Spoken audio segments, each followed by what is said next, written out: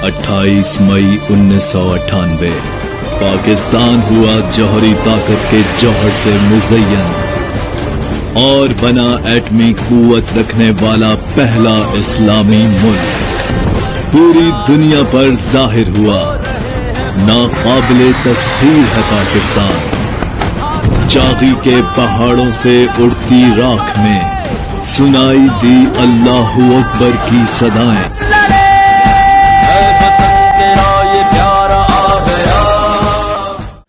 औज़ुबिल्लाहि मिनश्शैतानिर्रजीम, बिस्मिल्लाहिर्रहमानिर्रहीम।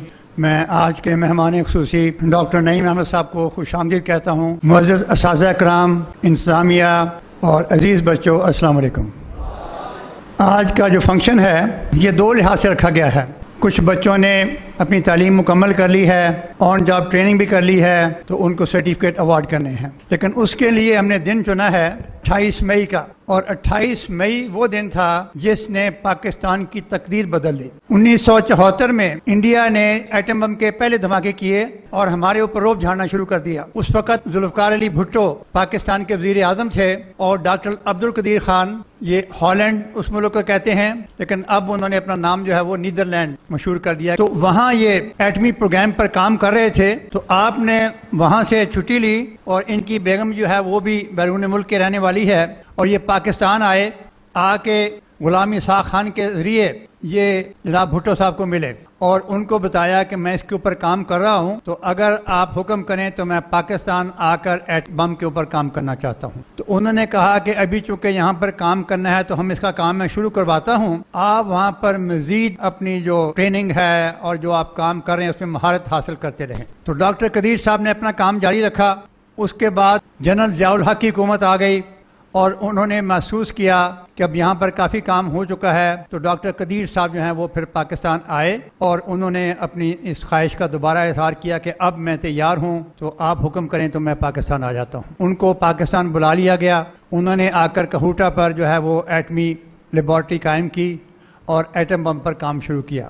ज़ियाउल हक साहब के ज़माने में ही इंडिया में राजीव गांधी, इंदिरा गांधी का बेटा, वो प्राइम मिनिस्टर था। उसने पाकिस्तान के बॉर्डर पर अपनी तमाम अफवाज लगा दी इस बहाने से कि हम एक्सरसाइज करने के लिए आए हैं, मशकें कर रहे हैं। हम भी जाते हैं बॉर्डर की तरफ, लेकिन बॉर्डर से पीछे रहते हैं और जो असला है वो तो लेके जाते हैं, लेकिन उनकी गोलियां और टैंक के जो गोले हैं, जो तोप के गोले हैं, ये नहीं लेकर जाते। यानी बाकी असला जाएगा, जो उनमें काम करना है गोले बारूद ने वो नहीं लेकर जाते। तो उन्होंने खुफिया तौर पर तमाम फौज को गोला बारूद भी साथ ही दे दिया। हमें इत्तला हो गई, हमारी जो इंटेलिजेंस है, ISI है, जो और भी हमारे शोबे हैं बहुत सारे, उन्होंने ये खबर पहुंचाई कि इंडिया अपनी तमाम फौजें जो हैं वो असला बारूद के साथ उसने बॉर्डर पे मूव किया है, और उनके जहाज भी जो हैं वो भी नज़दीक के एयरपोर्ट्स पर, जो उनकी आर्मी के एयरपोर्ट्स हैं, एयरफोर्स की, उस पर आए खड़े हैं। ज़ियाउल हक साहब ने अचानक प्रोग्राम बनाया कि वहाँ पाकिस्तान और इंडिया का मैच हो रहा है, मैं वो देखने जा रहा हूँ। और ये उस जहाज़ पर बैठकर इंडिया पहुँच गए। राजीव गांधी को उनको एक्सेप्ट करना पड़ा, मैच देखने के लिए पहुँच गए। कुछ देर इन्होंने बैठकर मैच देखा और उसके बाद राजीव के कान में कहा कि आप जंग करना चाहते हैं तो कर लें, हमारे पास भी एटम बम है, तो इसके बाद दुनिया में पाकिस्तान और हिंदुस्तान नहीं रहेगा और लोग ज़ियाउल हक को और राजीव गांधी को सिर्फ याद रखेंगे। तो ये सुनते ही उसका रंग फक हो गया, उसके मुंह से कोई बात नहीं निकली और इन्होंने वहाँ से मैच उसको देखना छोड़ा, अलविदा किया और पाकिस्तान आ गए। तो पाकिस्तान पहुँचने से पहले पहले हिंदुस्तान की फ़ौजें जो हैं वो बॉर्डर से वापस जाना शुरू हो गई। तो ये असर है कि हमारे मुल्क के पास एटम बम है। लीबिया के पास एटम बम बनाने की तैयारी थी उनकी, कुछ ना कुछ कामयाबी होने वाली थी। अमेरिका ने उनके ऊपर प्रेशर दिया, उनको इमदाद का लालच दिया और उनका एटमी प्रोग्राम बंद करा दिया। और उसका असर ये हुआ कि अमेरिका ने लीबिया में आपस में लोगों की लड़ाई शुरू करा दी, गवर्नमेंट की और अपोजिशन की, और एक ग्रुप की वो मदद करने लग गया और कर्नल कदाफी साहब जो वहाँ पे हुक्मरान थे उनको कत्ल करवा दिया। इसी तरह इराक में ये बहाना लगाया कि इनके पास एटमी असासे हैं, एटमी बम हैं, और वहाँ पर भी जो है वो हमला किया, लोगों को आपस में लड़ाया।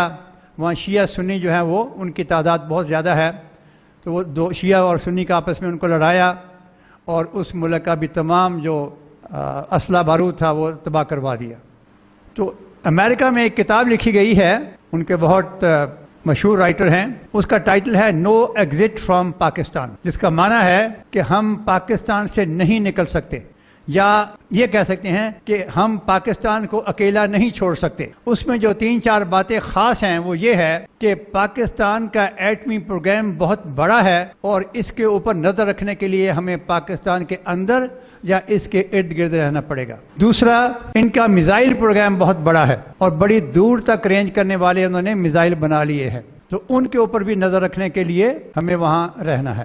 تیسرا یہ کہ پاکستان کی فوج اتنی بڑی ہے اور اتنی بے جگری سے لڑتی ہے کہ اس کو بھی قابو میں رکھنے کے لیے ہمیں پاکستان کے نزدیک ہی کہیں رہنا پڑے گا۔ جو امریکہ میں ان کے ٹوین ٹاورز کے اوپر حملہ ہوا ہے، ایک ان کا ٹاور گر گیا، تقریباً 350 لوگ جو ہے وہ مارے گئے، تو بہانہ بنایا کہ یہ افغانستان میں اسامہ بن لادن کے لوگوں نے یہ کام کیا ہے، حالانکہ وہ آدمی نہ موبائل یوز کرتا تھا نہ فون یوز کرتا تھا، وہ غاروں میں رہتا تھا اور اس کو افغانستان میں لانے والے بھی امریکہ ہی تھا اور اس میں کوئی بھی افغانی شامل نہیں تھا۔ بہانہ بنایا کہ یہ مسلمانوں نے کیا ہے اور افغانیوں نے کیا ہے اور افغانستان کے اوپر حملہ آور ہو گئے۔ تو کہا جاتا ہے کہ بہانہ افغانستان ہے، نشانہ پاکستان ہے۔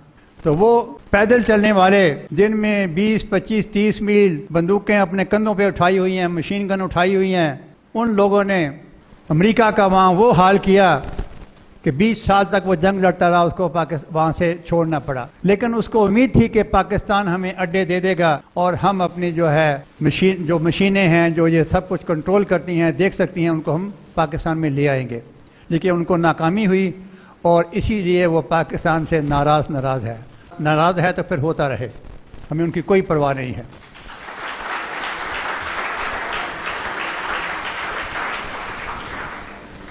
ان تمام لوگوں نے جنہوں نے ایٹم بم بنانے میں کام کیا ہے، اس میں مدد کی ہے، وہ جو اللہ کو پیارے ہو گئے ہیں، اللہ تعالیٰ ان کو جنت الفردوس میں جگہ دے، اور جو زندہ ہیں اللہ تعالیٰ ان کی لمبی عمر کرے اور ان کو خوش و خرم رکھے۔